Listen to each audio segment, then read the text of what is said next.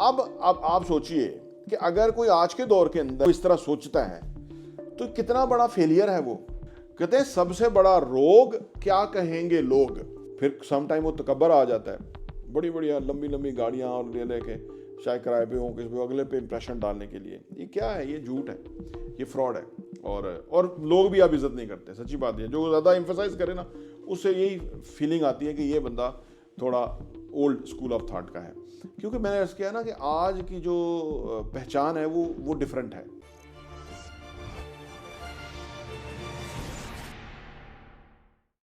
بسم اللہ الرحمن الرحیم. السلام علیکم ورحمۃ اللہ وبرکاتہ. میرا نام احمد وکیل ہے. آپ دیکھ رہے ہیں پراپرٹی ویژن ٹی وی. ہمارے معاشرے میں دو تین چیزیں اتنی زیادہ پینیٹریٹ کر چکی ہیں اور لوگ اس سے تنگ ہیں, پریشان ہیں, لیکن وہ اسی کو لے کے چل رہے ہیں. اور وہ ان کو نہیں اندازہ کہ دنیا اتنی تیزی سے بدل گئی کہ وہ اولڈ اسکول آف تھاٹ کے ہو گئے ہیں. لیکن وہ کیسے نکلیں؟ گھر میں ہی ان کو بڑی جو ہے نا وہ مزاحمت کا سامنا کرنا پڑ جاتا ہے. پہلی چیز ہے لوگ کیا کہیں گے. دوسری چیز ہے کہ ہماری جو ہے نا وہ کاسٹ یہ ہے, ہماری ذات یہ ہے. ٹھیک ہے نا. یہ دو چیزیں تیسری دنیا کے اندر اتنی پینیٹریٹ کر گئی ہیں کہ سارا پیسہ, ساری توجہ, ساری انرجیز, ساری سوچوں کا محور, ہر کام کرنے کا جو پوائنٹ آف ویو ہے وہ یہی ہو گیا ہوا ہے. ٹھیک ہے نا. اب یہ 1823 میں تو ٹھیک تھا, کیونکہ اس وقت کیونکہ قبائل کلچر سے آئے ہوئے تھے, وہ قبیلے اپنے اکٹھے ہو کے رہتے تھے. اس کی وجہ یہ ہوتی تھی کہ نا کہ ایک قبیلہ دوسرے قبیلے پہ اٹیک کر دیتا تھا, تو وہ پھر ہم مل کے لڑتے تھے. پھر ہم ادھر کوئی جھنڈے گاڑتے تھے, پھر ہم کہتے تھے ہم یہ ہیں جی, ہم وہ ہیں. وہ ہم اپنے لیے وہ ہم نے بنائے ہوئے تھے کہ راجپوت ہیں, گجر ہیں, چودھری ہیں جی, باجوا ہیں, پتہ نہیں کیا کیا. لیکن اوور دا ایئر وہ جو اپروچ تھی وہ اولڈ ہو گئی. اس کی وجہ یہ کہ جس دنیا میں اب ہم ہیں, یہ دنیا ہے اویئرنیس کی, یہ دنیا ہے انفارمیشن کی, یہ دنیا ہے آرٹیفیشل انٹیلیجنس کی, آئی ٹی کی, روبوٹکس کی. ٹھیک ہے نا. اب آپ سوچئے کہ اگر کوئی آج کے دور کے اندر کہے کہ لوگ کیا کہیں گے, ٹھیک, اگر وہ اس طرح سوچتا ہے تو کتنا بڑا فیلئر ہے وہ, کتنا مس یوز آف دا انرجیز ہے وہ. لوگ کیا کہیں گے. کہتے ہیں سب سے بڑا روگ کیا کہیں گے لوگ. ٹھیک ہے نا. یہ اس سے بڑا روگ ہی کوئی نہیں ہے کہ کیا کہیں گے لوگ. تو اس میں ایک میں پہلے بھی لطیفہ سنا چکا ہوں کہ وہ دو باپ بیٹا تھے, ان کے پاس ایک گدھا تھا. وہ پرانے وقت کی بات ہے, سفر کر رہے تھے. تو وہ جو باپ ہے وہ گدھے پہ بیٹھا ہوا تھا اور بیٹا اس کی آگے رسی پکڑ کے تو لے کے جا رہا تھا. تو وہ گزر رہے تھے تو کوئی بیچ میں جگہ آ گئی, وہاں پہ کچھ گھر تھے. تو لوگوں نے دیکھا, انہوں نے کہا دیکھو بیٹے کو پیدل چلا رہا ہے اور خود جو ہے نا وہ مزے سے بیٹھا ہوا ہے اور بچہ تھک رہا ہے. اب ان کے کان میں یہ بات پڑ گئی. انہوں نے کہا نہیں, اس نے آگے بیٹے کو گدھے پہ بٹھا دیا اور خود پیدل ہو گیا کہ وہ لوگ کہہ رہے تھے تو اس کو صحیح کر لیتے ہیں. وہ آگے گئے تو آگے کچھ دکانیں تھیں, ادھر بھی لوگ دیکھ رہے تھے. انہوں نے کہا دیکھو باپ جو ہے بیٹے کو چاہیے, بیٹا تو چل بھی سکتا ہے, اس کو تھکتا ہی نہیں ہے, مسئلہ ہی کوئی نہیں ہے. تو باپ کو چلا رہا ہے, بوڑھے باپ کو, اس کو چاہیے کہ باپ کو گدھے پہ بٹھائے اور خود پیدل چلے, سواری پہ بٹھائے. اب وہ پھر غلط ہو گیا. پھر انہوں نے آگے جا کے سوچا کہ یار یہ تو غلط ہو گیا. تو انہوں نے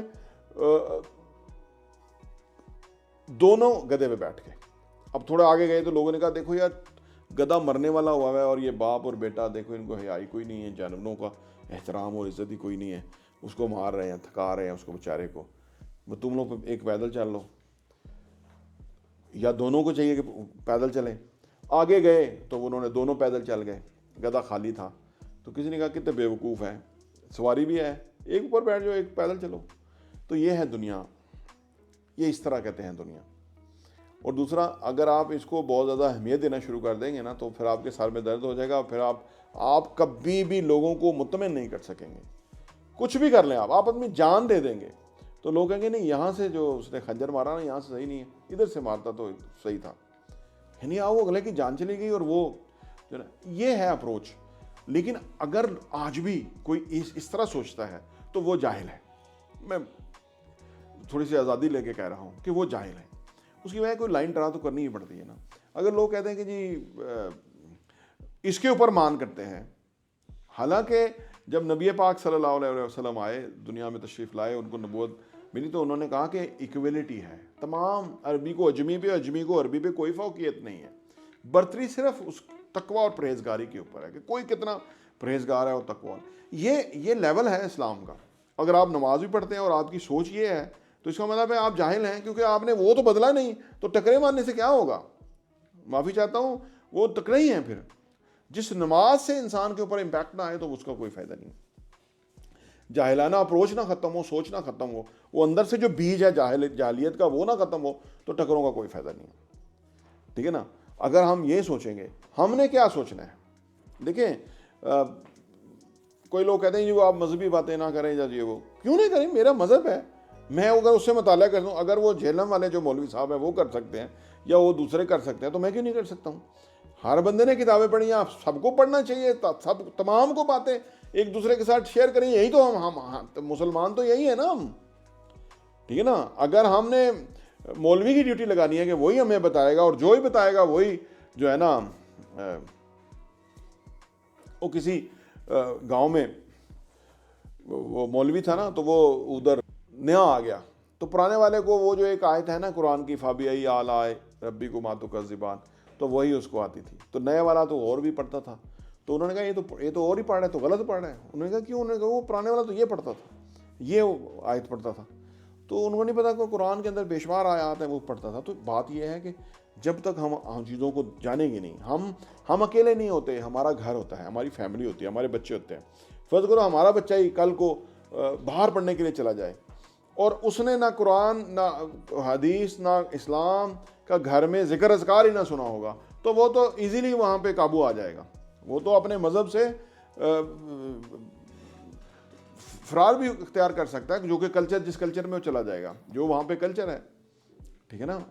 امریکہ باقی جگہوں پہ جو ہے, کیونکہ وہاں پہ ٹھیک ہے مسلمانوں نے بہت سی مسجدیں, کوئی بتا رہے تھے کہ بہت سی مسجدیں بنائی ہیں, بڑی عبادتیں ہیں, وہ سارا ہے, لیکن وہ جو کلچر ہے وہ تو نہیں ہے نا ہمارا والا, وہ تو اور ہی ہے نا, وہ تو مختلف ہے. تو کلچر کا ہمارے اوپر بڑا امپیکٹ ہے. یہ سارا کلچر ہی تو ہے جو ہم, یہ جو ہندوستان کے اندر ہے, شودر, برہمن ہیں جی, یہ سارے اونچی ذات کے ہندو, نیچی ذات کے ہندو, وہی تو ہمارے اندر آ گیا ہوا ہے کہ ہم فلانے ہیں جی, ہم فلانے ہیں جی, ہم فلانے ہیں.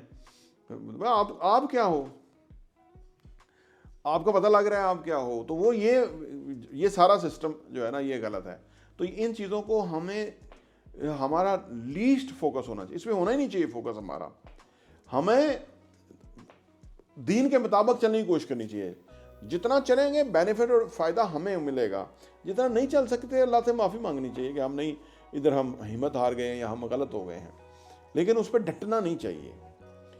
ایک چوری یا غلطی پہ سینہ زوری والا چکر ہے, وہ نہیں ہونا چاہیے کہ ہم تو جی یہ ہیں, یعنی ہم تو لوگوں کو دکھائیں گے. اب یہ چھت پہ چڑھ کے شادی ہو جائے تو ٹھا ٹھا ٹھا ٹھا کرنے کی ضرورت کیا ہے؟ یہ کہاں سے کلچر آیا, یہ کدھر نہیں ہے. اس میں یہ اسراف ہے, یہ اسراف ہے, اور اسراف اللہ کو سخت ناپسند ہے. پھر سم ٹائم وہ تکبر آ جاتا ہے, بڑی بڑی لمبی لمبی گاڑیاں اور لے کے شاید کرائے پہ ہوں کسی پہ, اگلے پہ امپریشن ڈالنے کے لیے. یہ کیا ہے؟ یہ جھوٹ ہے, یہ فراڈ ہے. ٹھیک ہے نا. تو وہ یہ باتیں, یہ جو سارا ٹاپک ہے یہ بہت بڑا ٹاپک ہے. آج پاکستان میں بہت بڑی تعداد میں لوگ جو ہیں اسی کے نیچے دبے ہوئے ہیں, ان رواجوں, ان رسموں کے نیچے دبے ہوئے ہیں. وہ افورڈ نہیں کر سکتے, ادھار لے کے قرض پکڑ کے وہ شادیوں میں یہ کرتے ہیں, اور پھر خالی کھلی ہو کے ٹھنڈے ہو کے بیٹھ جاتے ہیں. پھر آگے چلنے کا کوئی انتظام نہیں ہوتا. ٹھیک ہے نا. تو وہ ایک دن کی چاندنی اور پھر اندھیری رات والا معاملہ ہوتا ہے. تو لہذا اسلام ہمیں بتاتا ہے کہ سدا کی جو ہے نا وہ چاندنی رہنی چاہیے, میانہ روی اختیار کرنی چاہیے, اسراف نہیں اختیار کرنا چاہیے. اور دوسرا, اپنی جو شناخت ہے وہ ایز مسلمان ہونی چاہیے, ہمبل مسلمان. ٹھیک ہے نا, یہ ہونی چاہیے. ادروائز جو بھی شناخت ہے وہ اسلام نہیں اس کو البتہ قبول کرتا, اور لوگ بھی اب عزت نہیں کرتے. سچی بات ہے, جو زیادہ ایمفسائز کرے نا اس سے یہی فیلنگ آتی ہے کہ یہ بندہ تھوڑا اولڈ اسکول آف تھاٹ کا ہے. کیونکہ میں نے عرض کیا نا کہ آج کی جو پہچان ہے وہ ڈفرینٹ ہے. ٹھیک ہے نا. آپ کتنے لوگوں کے لیے کنٹریبیوٹ کر رہے ہیں, کیا کنٹریبیوٹ کر رہے ہیں, یہ امپورٹنٹ ہے. ٹھیک ہے نا. انفارچونیٹلی کنٹریبیوٹ کرنے والے تو پھر وہ بل گیٹس ہے, وارن بفیٹ ہے, اور اس طرح کے لوگ ہیں. انہوں نے ایک کلب بنایا ہوا ہے جس کے اندر انہوں نے آلریڈی سب سے کوئی 200 کھرب پتی لوگوں سے وہ کمٹمنٹ لے چکے ہیں کہ مرنے کے بعد جو پیسہ ہوگا ان کا رفائی پروجیکٹس کے اندر جائے گا.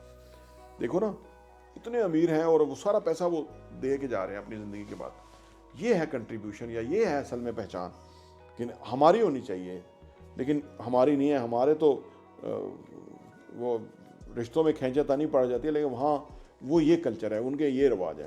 پتہ نہیں ان کا کیا مذہب دین ہوگا, لیکن ان کا جو عمل ہے, ایکٹ ہے, وہ یہ ہے کہ ساری وہی خربوں میں ان کی پاکستانی روپیے میں خربوں میں ان کی جائیدادیں اور پراپرٹیز اور ایسیٹس اور پیسہ ہے جو کہ نیک کام کے لیے جا رہا ہے. بہرحال اللہ سے دعا ہے اللہ ہمیں اچھا پکا سچا مسلمان بننے کی توفیق عطا فرمائے. پراپرٹی ٹی وی دیکھنے کا بہت بہت شکریہ.